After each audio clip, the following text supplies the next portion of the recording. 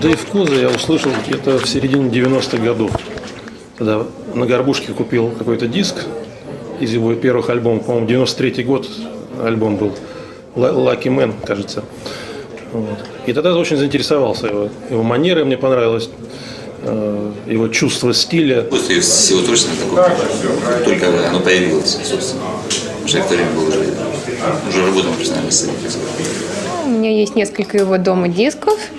Я бывала на его концертах, у меня есть его автографы. Со сцены он смотрится просто великолепно, всегда делает потрясающее шоу. И с концерта всегда возвращаешься вдохновленным на новые подвиги на саксофоне. С творчеством Дэйв Коза я знаком давно. И он мне интересен и как саксофонист, и как музыкант его аранжировки. Он вообще фантастически просто владеет инструментом. И больше даже не инструментом, а именно восприятием вот смуса. У Дэйва Коза хороший звук, он интересный, вкусный, богатый, круглый, яркий. Очень нравится именно логичность импровизации. Дэйв Коз, он поет на саксе. То есть вот игру Дэйв Коза, особенно медленные баллады, я бы сравнил вот с Уитни Хьюстон, Мэрайа Кэрри. Ну, если даже подходить к этому прагматически, так, то я считаю, что эта музыка гораздо более как бы понятна, как говорил Владимирович, широким массам. Okay. Questions now. Sure. Есть такие джазовые пуристы, которые называют смуз-джаз инструментальной поп-музыкой в большей степени, нежели джазом. Вот как вы к этому относитесь? For me, I think for me, I play instrumental pop music. The word jazz is a hot button. Many people think, well, jazz is meant to be played a certain way. I mean, very serious music, you know, very serious. I never approached music that way. I always approached it as fun and whatever feels right, natural. So I try and stay away from saying I'm a jazz musician. I just play the saxophone. I play my music. But for years and years, jazz critics and purists have they've raked me over the coals. they've been rough. Some people now, you know, because I've been doing it for a long, long time, over 20 years now. People have kind of understood that it's the kind of music that I make, and it's gotten a lot better. I think that the names of things can be problematic. Sometimes it's hard to put categories into music. It's hard to put a name to a style of music. So I play saxophone music. Some people might describe it as pop music, or some people might say it's jazz, some people say it's smooth jazz, I don't know. В 80-х годах вы играли Jeff Lorber Fusion Band. У вас манера была более, так сказать, фанково-жесткая.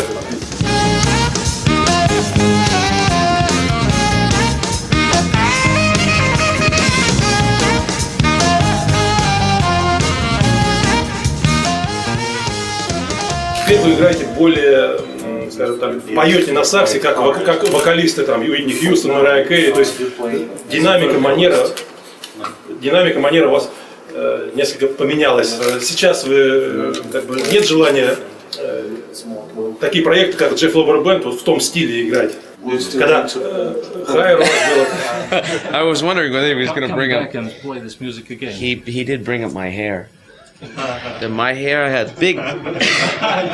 So embarrassing. That's why I don't like YouTube. No, Jeff Lorber is a very important person in my life. He was the first person when I met. I auditioned for his band. It was in 1986, so it's 25 years ago. I went to his house to audition for his band, and he said, okay, you have the gig, and I want to make a record with you. I think you could make your own records. And that was the first time anybody had ever said that to me. I didn't even think about it for myself. And that began a wonderful friendship, and we've been friends for this whole time. And we've made many, many records together. Playing in Lorber's band, just to answer your question, is a very different mindset. You have to kind of put on a different hat. Like playing in anybody's band, you have to adapt to the music. His music is very cerebral and very, staccato and very complicated. My music is is very different. It's much more kind of lyrical, kind of very different style musically. So, but I do enjoy playing that kind of music. I would do it again in a heartbeat. Изначально на чем вы? Классика или сразу джаз? I started on piano when I was maybe 6 or 7, and I did not like the piano, so I rebelled against my parents and played the drums. And then I was so bad on the drums. I mean, really bad. This actually happened at a drum lesson. My dad came to pick me up to the music teacher's house, and he pulled the teacher aside, or the teacher pulled my dad aside and said, "You might want to think about sports for Dave, because the drum's not going to make it." На мой личный взгляд, я считаю, что музыкант любой должен пройти школу барабанщика. Любой саксофонист, и очень хорошо считать. Time is very important. Time is really, I agree. I think that time is to have a sense of time. Intonation is really important too, but intonation is a thing that is one of the markers of personality on an instrument. If you're playing exactly every note in tune, which is, by the way, impossible on a saxophone, but every note in tune and in time is boring.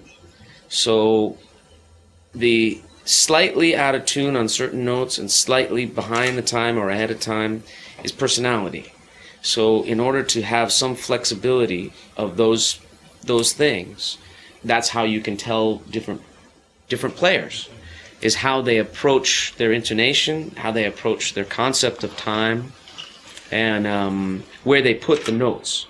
I do what I do, and I think I do it well, but there are so many people that play circles around me on the saxophone. So many people that are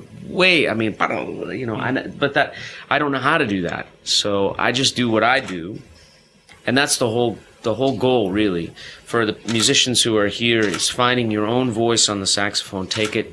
Don't necessarily do what others have done with it. Do what you want to do with it and take it to its next level.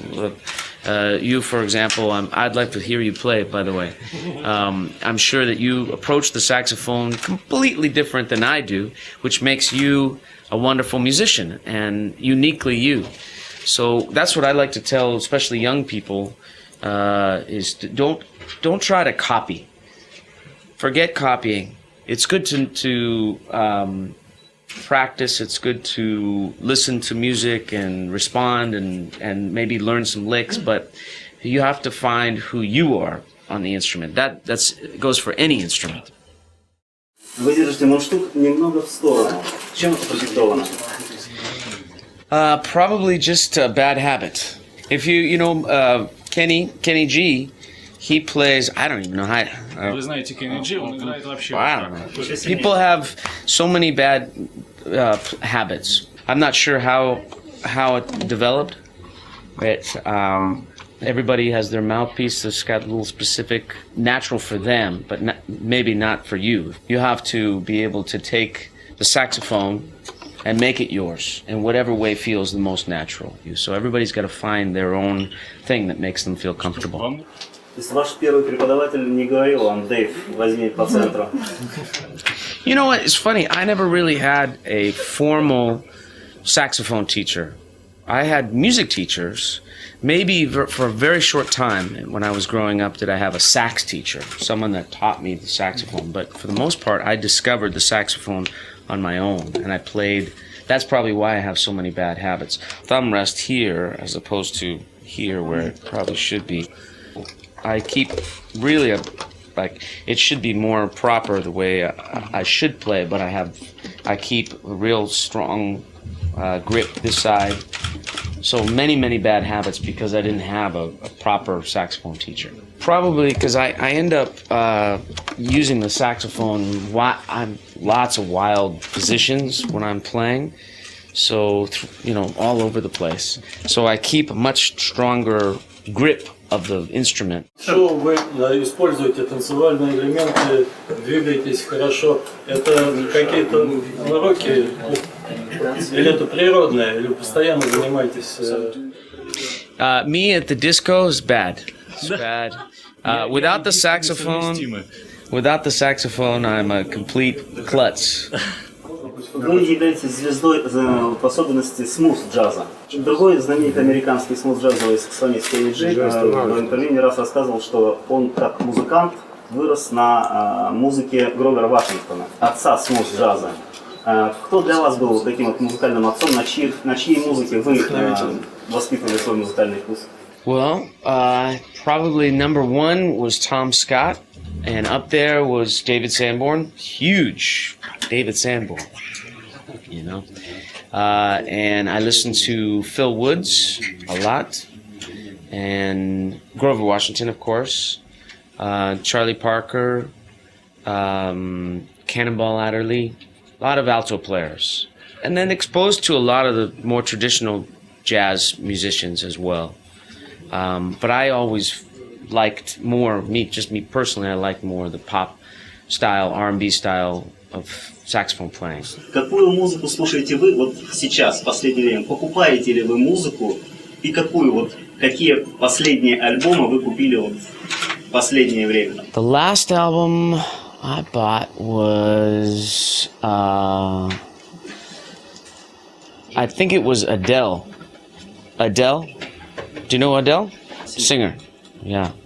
I buy a lot of pop music. Do you know who Janelle Monáe is? R&B singer. Very, very good. Скажите, эти альбомы вы купили на дисках или в цифровом формате? iTunes. iTunes? iTunes, yeah. Although I still like to buy CDs. I like CDs. Колоссальное распространение получило пиратское скачивание музыки из интернета в MP3 формате. А как в Америке в этом отношении обстоит дело? I think it's certainly going there. It's not quite there yet. There are two different groups of people. One is the group of people who feel like everything should be free. Just everything's free. Music is free, movies free, books free. Then there are the people that say we need to make sure that everybody pays for intellectual property. And I think probably somewhere in the middle is the right answer. I don't think anything should be free, but I also think that the idea of charging for music the way that we have been doing it in the past is not going to work for the future because people are now used to something different. So if I were to guess in the future, you see, do you have Netflix here? Sorry? Netflix? Don't know? I'm not sure. Netflix is a subscription service over the internet that you pay, I don't know, maybe $8 a year. You can have as many movies as you want. And they're not, you don't own them, you just stream them. They come through your TV, they can come on your handheld, iPad, or whatever. I think it's going to probably be a hybrid of that in the future. Ну так можно заработать денег на записи? If you're talking about just in the United States, it's not enough. But when you open it up to the entire world, you have millions and millions of people spending $3 a month maybe. Then you have a big, huge piece of the pie and there's more money to go around. I don't think that art is here to stay. Music and movies and books and all different kinds of entertainment are only going to get more prevalent. We need it. Our culture needs it. You know, we need to have the diversion and be able to be entertained. You know, I think that we'll see the business side of things come to make it work. One way or another, the business will figure itself out, and there will be a future for entertainment, certainly. It used to be when you made a record, you turned in a tape, a master tape. Here is my album, and then it went into a vault, and then that was a physical thing that it was. Now, it's like you turn your record in on a hard drive, and the day that you make your record and you say, here's my album, the hard drive is, there's a new incarnation of it. So there's no such thing really as like a master anymore. Got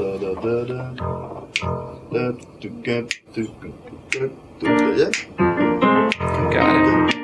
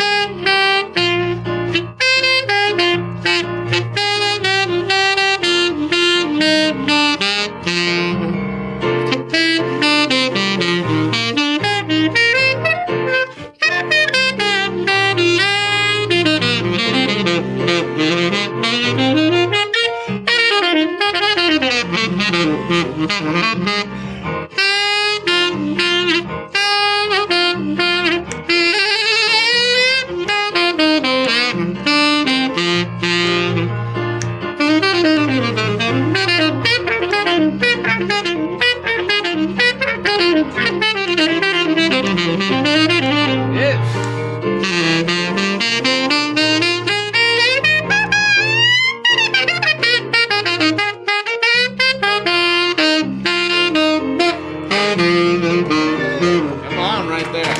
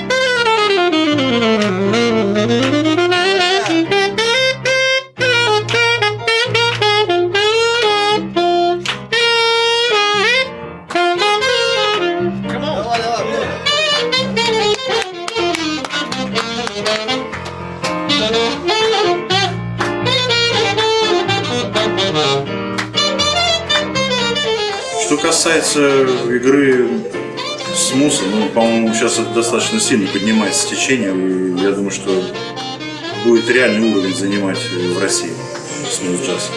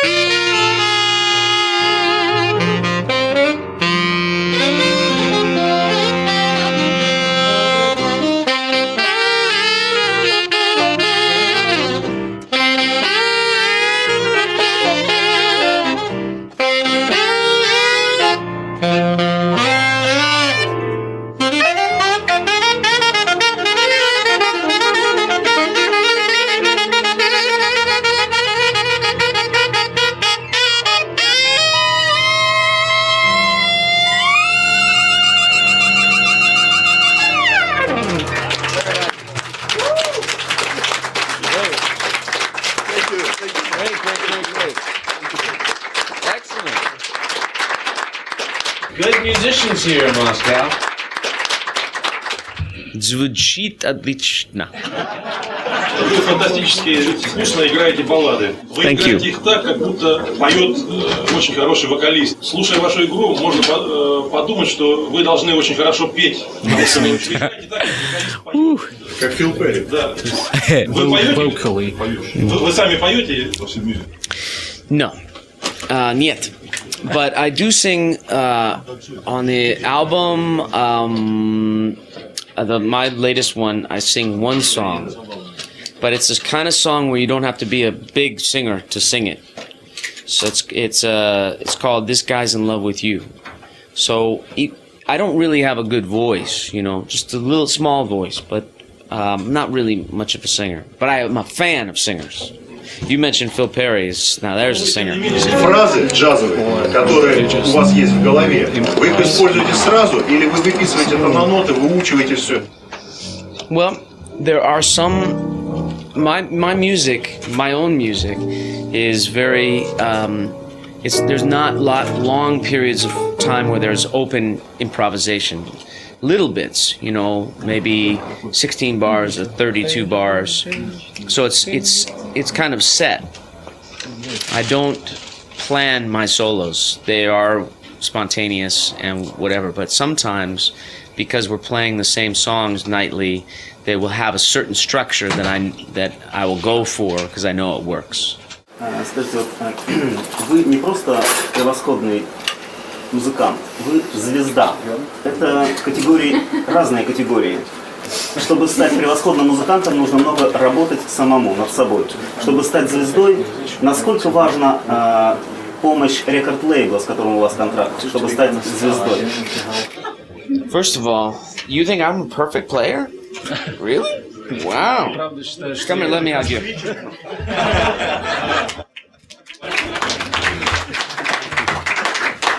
That's very nice. You made my day. I don't agree, but thank you anyway. We're always learning, trying to get better. And the saxophone for me is a lifetime of discovery. Every year, I've been playing for 35 years. So every year is some more lessons to learn. But to answer your question, I was signed to Capitol Records, and I've made records for them for 20 years, and now I make records for a company called Concord, which is part of the Universal family. And you're right in that's a big part of the job. Is not just the music making. The music making is the most important part, but then it's the marketing and how do you get your music out to a wide variety of people. And now we've got so many different mechanisms at our fingertips where it's amazing, that I could come all the way to Moscow and have a room full of saxophone players know my music and know who I am. It's just amazing. That's because of the internet and YouTube and Twitter and Facebook and all the tools that we have to market ourselves. So you don't need to have a big record company to become a star, because it's really about the relationship that you have with your fans one-on-one. Если кто не знает, мистер Дэйв Кос, он является, ведущим собственного радиошоу Дэйв Кос радиошоу. Я являюсь постоянным слушателем вашего шоу, веб-трансляции. Так сказать, я слушаю разное радио skyfm, smoothjazz.com и ваше, чтобы иметь наиболее, так сказать, полное представление по картине мировой индустрии, что происходит сейчас. Мне очень интересно, что... Вот вопрос такой. Каков критерий отбора артистов на ваше радио? Our guests tend to be people who have had at least 3 songs that have been singles. That's kind of the prerequisite. В этом году планируется Smooth Jazz Cruise? Yes, we do one every year. This summer, I'm hosting one that goes to Alaska from Seattle, Washington. And then next year, we're much closer to you guys. We're going to be from Barcelona, Spain to Italy and France in September of 2012. And those cruises are great. Passenger jams, and many passengers who come are great musicians. Not professionals, but good musicians. And so that's the most fun for me, is hearing the passengers. And the winner of the contest from the passengers plays the big show with me in the big showroom as a guest. Когда вы не задействованы в каких-то гастролях вне Америки, внутри, в своем родном городе, как много концертов у вас бывает в месяц? I live in Los Angeles. We do one summer show and one show in the winter. 2 shows a year.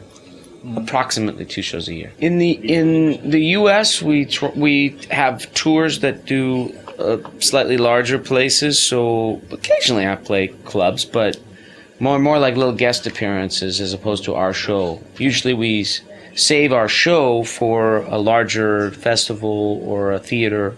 Если у вас есть свободное время, как вы его проводите? Какое у вас хобби в жизни? Может быть, вы с семьей отдыхаете, спортом занимаетесь? Вообще, какие интересы еще с жизнью? Simple kind of person when it comes, because my life is so crazy, you know, traveling around. So when I'm home, quiet. I love to go. I'm a horrible cook, but I like to cook, and I like wine very much, and I like to travel. I love traveling, and sports, not so much. А вот как вы сейчас поддерживаете форму на саксофоне? То есть занятия или... I'm not very good at, I shouldn't say this publicly, but I'm not such a great practice person. А еще тогда, если занимаетесь, то вы сами играете соло или под минус, или что? Yeah. No, just solo play, just for me, you know. But I like to play with so this, like I say to students, get out of the practice room. The practice room is good, you know, to hone your craft, but you must make music with other people. It's like a communication thing, you know, like the three of us, we just had communication with Vadim on piano. We had 4 people making music. That was music. If we played it alone in the practice room, it was...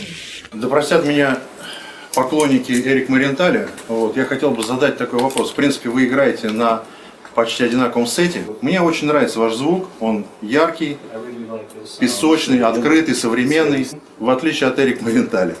Но я хотел бы задать такой вопрос. Заслуга, скажем, такого острого звука, это заслуга саунд-продюсера? No. It's coming from the horn. The sound is the sound. You know, it's the alto sax is a very bright instrument, and I fight against that a lot, not to make it too bright. If anything, the recording engineers will back off the high end off of the instrument to make it sound a little bit more warm. Because this instrument is, compared to the tenor and the soprano, very bright. And also in a live situation, the house engineer will adjust to make sure that it's not too bright. Do you like Eric Marienthal? Yeah. He's my very good friend. He's a phenomenal musician.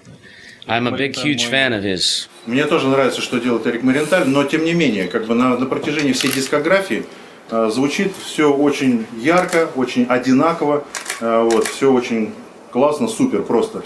Можно ли взглянуть внутрь мундштука? Делал ли он рефейс мундштука? Меня конкретно это интересует, поскольку я занимаюсь рефейсом. Yes, of course. Might be a little dirty in there.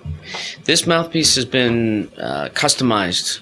It has a little baffle, like a epoxy baffle, that a friend of mine who works in Los Angeles does that for many, many professionals. His name is John Yoakum, and he does these very special things inside the mouthpieces to make it more however you want it to be. Такой вопрос еще. Хорошо, почему тогда вы не играете на ARB? Play what? ARB. Oh. Brillhart. I think I've tried it before. I'm a creature of habit though. See, I'm not like I just go, and then one day I say, well, let me try something else, and might try it, and then maybe use that. But mostly, I just keep. If it's working, I just keep going with it. I'm not always trying new things all the time. Вы играете на таких особых тростях, которые через какое-то время использования начинают отслаивать чешуйки.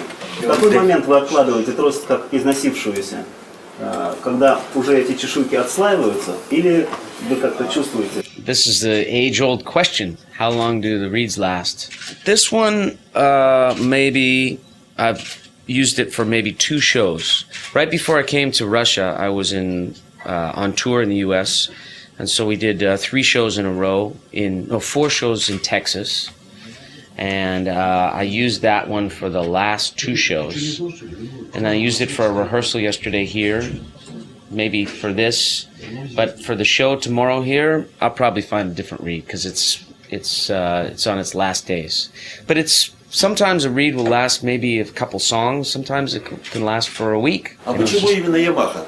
This alto is a silver 62, And I've been playing for Yamahas for maybe 25 years or so. I used to play Selmer alto, Mark VI, but many years ago I switched to the Yamaha and very much like this horn. It's a beautiful horn. But on tenor sax, I play a Selmer Mark VI, and then on soprano, I'm sorry I didn't bring those instruments, but curved con soprano, yes. Yes. Какие различия были предпосылками к тому, чтобы переключиться именно на Yamaha, вот на эту альтовую? The Yamaha has very crystal clear pop sound. It's less of the jazzy sound. To me, it sounded like more me. If that sounds, it's hard to kind of put that into words, but when I played it, it felt like a very natural sound for me. Together with this mouthpiece, which is a Beechler mouthpiece, and Rico plastic cover reeds. So this is the combination that felt most natural to me. Можно вдвоем с вами сыграть? Yeah. Do you play today? Yeah. Come on. Okay, this is Roman. Roman? Roman. Roman.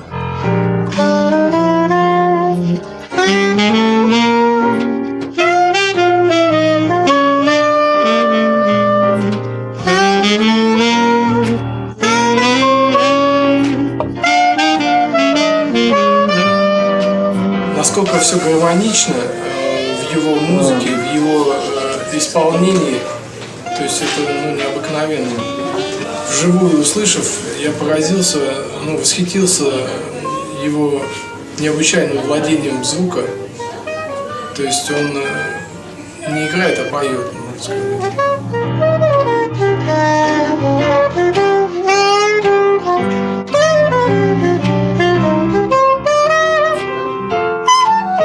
Но порой бывает, когда начинаешь на сцене играть, у тебя получается, тогда и возникает раскованность, то есть ты начинаешь ловить вот эту свободу, тогда у него он сразу ловит на сцене свободу, и поэтому у него это все органично и красиво смотрится. Нам этого вообще не хватает, это артистизма. Часто бывает так, что люди очень круто владеют инструментом, очень классно играют, а почувствовать себя раскованным на сцене есть определенная зажатость.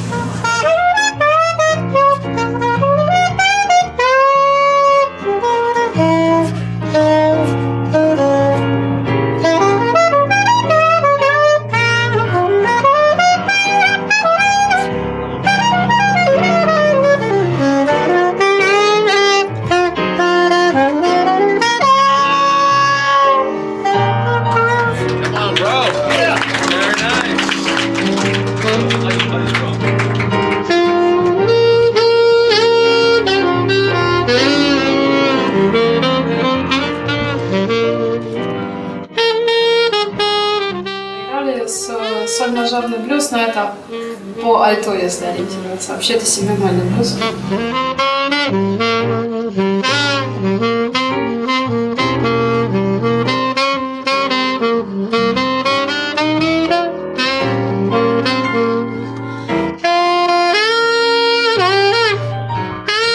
Было классно, играет он круто.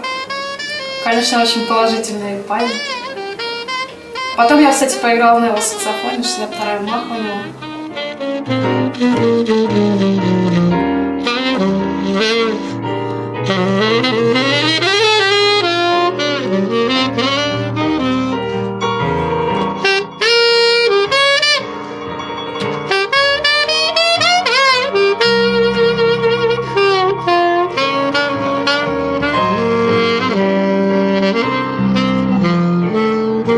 Bravo.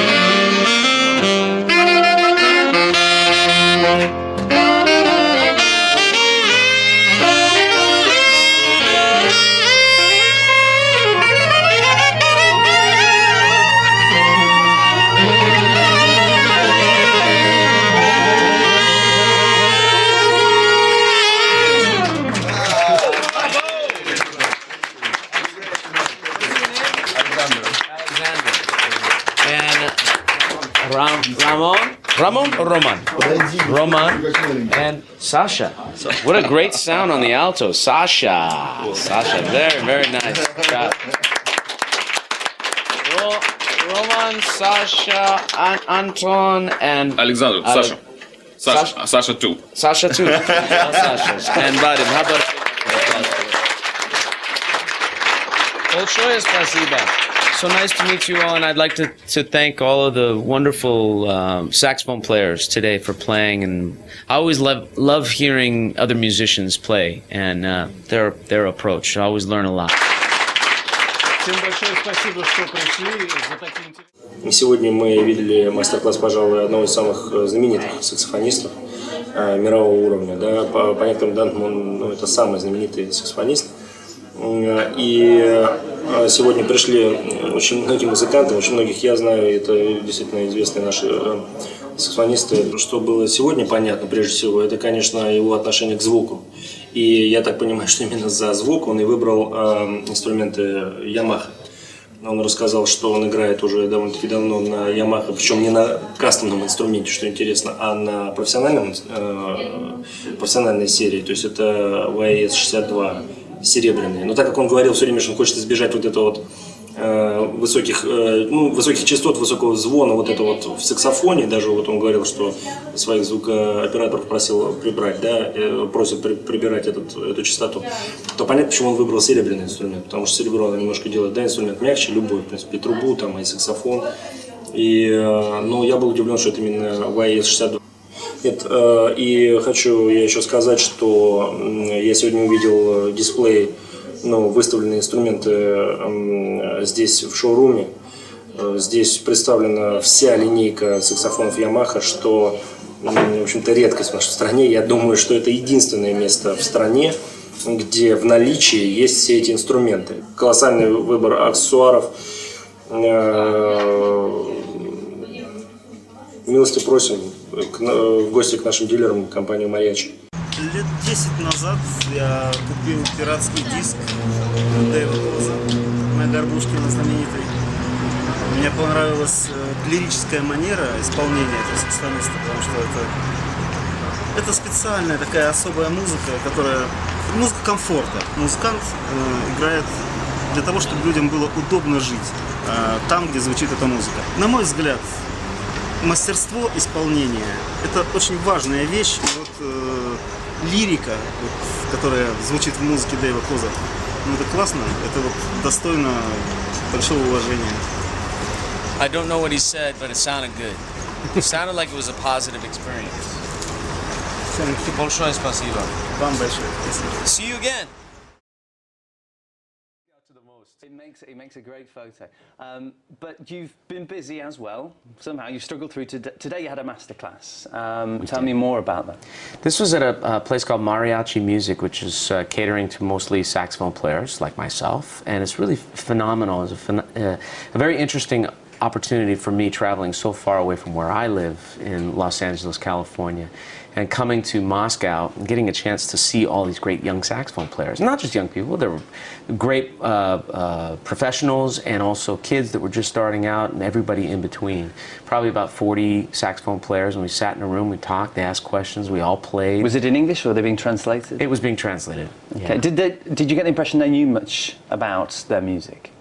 They knew a lot about my music, interestingly enough, which we were talking before we went on the air today. It never ceases to amaze me. You know, I live so far away, and yet I get a chance to travel the world and go to wonderful places like Moscow and all across Asia and Africa, and going so far away from home, and people actually know the music, and they're familiar with my sound, they're familiar with the records. It really is an amazing thing, and it proves to me how small the world is. You say it's surprising, but I mean, you've had, what, 15 albums? I mean, you've done several tours. Your latest album, this is part of the performance you're doing here on Sunday, as I understand it, at A2. And that's Hello to